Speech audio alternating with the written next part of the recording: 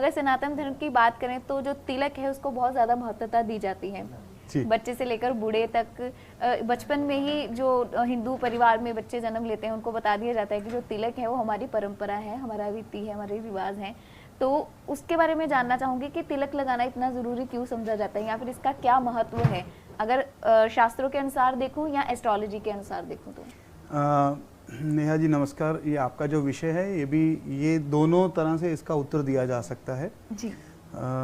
शास्त्र सम्मत मैं आपको उसके बारे में बहुत विस्तार से नहीं बता पाऊँगा क्योंकि उसका विषय एस्ट्रोलॉजी से भी ज़्यादा बड़ा है जी। और मैं समझता हूँ कि आपका जो प्रश्न जो है ये मुझे कुछ समय के अंदर इसको समाप्त करना है, तो मैं इसको शास्त्र सम्मत सिर्फ इतना बोल सकता हूँ कि जब भी जितने भी साधु संत महात्मा, जितने भी ऋषि मुनि, जितने भी ज्ञानी इंसान हैं, वो अपनी ईड़ा और पिंगला दोनों जो नाड़ियाँ हैं उनका जब शोधन करते हैं तो उनका जो मिलान है वो यहाँ पर आकर सुषुम्ना नाड़ी पे आके उनका दोनों का मिलन होता है।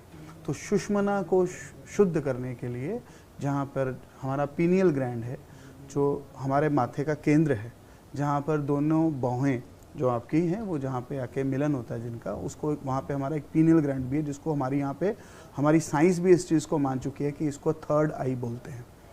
तो ये थर्ड आई को पोषण देने के लिए हमारे जितने भी ऋषि मुनि संत महात्मा हैं ये यहाँ पर इसका तिलक लगाते थे। और दूसरी बात, संप्रदाय के अनुसार और दूसरे अलग अलग अखाड़े संप्रदाय, अलग अलग जातियाँ जो हैं अपने अपने धर्म अपनी परंपराओं के अनुसार उन्होंने इसके तिलक का जो है वो तरीका अलग अलग रखा हुआ है। जैसे कोई तीखा तिलक लगाता है, कोई तिरछा तिलक लगाता है, कोई त्रिपुंड लगाता है, कोई लंबा तिलक लगाता है। तो ये अलग अलग परंपराएं हैं।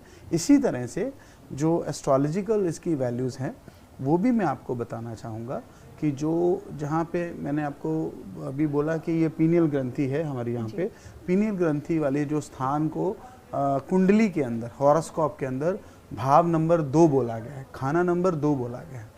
और जब भी आप किसी भी इंसान की कुंडली के अंदर खाना नंबर 2 के बारे में विचार करते हैं तो वो खाना नंबर 2 से आपको भाग्य स्थान, गाय का स्थान, गौ स्थान, धर्म स्थान, अगर आप अपने उसके ससुराल के बारे में जानना चाहें तो ससुराल का स्थान, आपकी स्त्री धन, जो आपकी शादी के बाद जो स्त्री धन है यानी कि जो आपकी होने वाली आपकी लाइफ पार्टनर है उसके द्वारा, उसकी किस्मत के द्वारा लाया गया धन संपदा, स्त्री धन, वो भी यहीं से देखा जाता है। इसके अलावा आपकी किस्मत को यहाँ से देखा जाता है, आपकी वाणी को, आपकी वाणी, अगर यहाँ पे कोई दुष्ग्रह बैठा है तो उसका विकार आपकी वाणी में भी आएगा, तो वाणी का भी ग्रह देखा जाता है।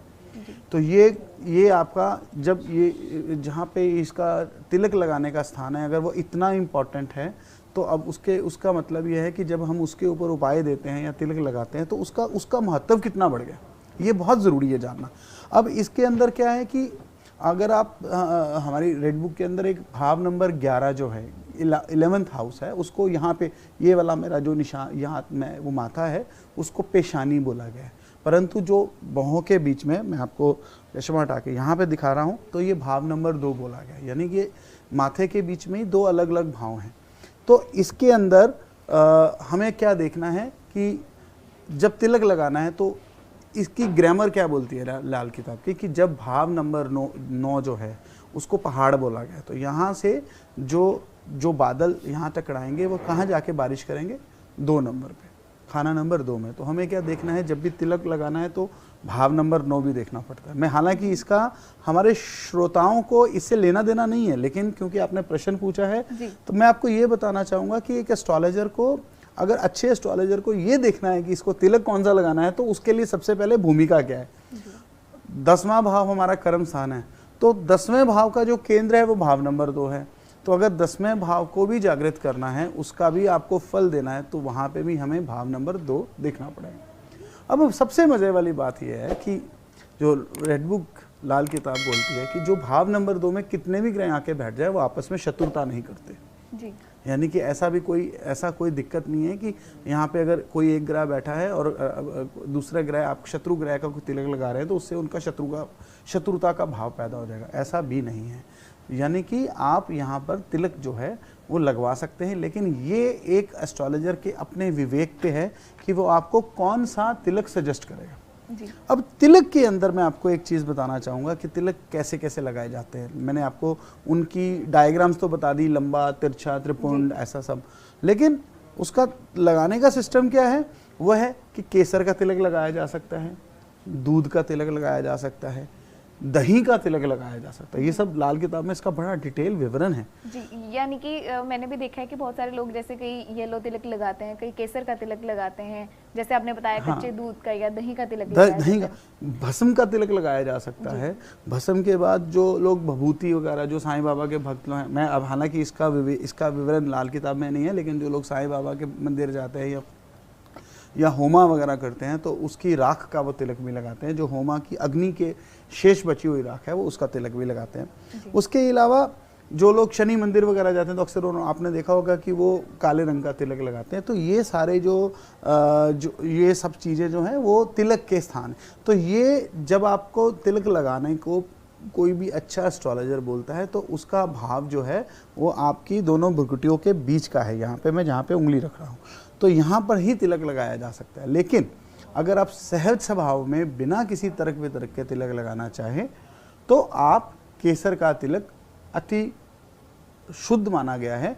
अगर आप गर्मियों में लगाना चाहें तो चाहे ठंडक के लिए आप दूध का तिलक लगा लीजिए, और नहीं तो आप केसर का तिलक लगा लीजिए। ये दोनों ही तिलक बड़े उत्तम माने गए हैं लाल किताब के अंदर। परंतु जब एस्ट्रोलॉजी के अंदर हम चले जाएं तो शनि जैसे कभी किसी का शनि भाव नंबर 2 में आ जाए तो शनि भाव नंबर 2 पे हम उसको दूध का तिलक या दही का तिलक उसके भाग्य के अनुसार बता सकते हैं कि वो कौन सा लगाए। तो अलग अलग ग्रहों के अनुसार भी तिलक बताए जाते हैं। ये इस चीज़ के लिए आपको वहम ना डालकर मैं आपको प्रॉपर इसकी ऑथेंटिसिटीज में बता रहा हूँ। और इसका मेन अभिप्राय यही होता है कि जो हमारी थर्ड आई है, पीनियल ग्रंथि है, जो हमारी सोचने की समझने की शक्ति है, सिक्स्थ सेंस आप जिसको बोलते हैं, उसको जागृत करने के लिए ये चीज़ें काम करती हैं, एस्ट्रोलॉजिकली भी और स्पिरिचुअली। जी। आशा करता हूँ नेहा जी आपको मेरी बात पसंद आई। जी बिल्कुल, बहुत डिटेल में जैसे जितेंद्र जी ने हमें बताया कि तिलक क्यों लगाया जाता है, इसका महत्व क्या है, साथ ही साथ जो मेरा प्रश्न था वो मेरे पूछने से पहले ही आपने क्लियर कर दिया।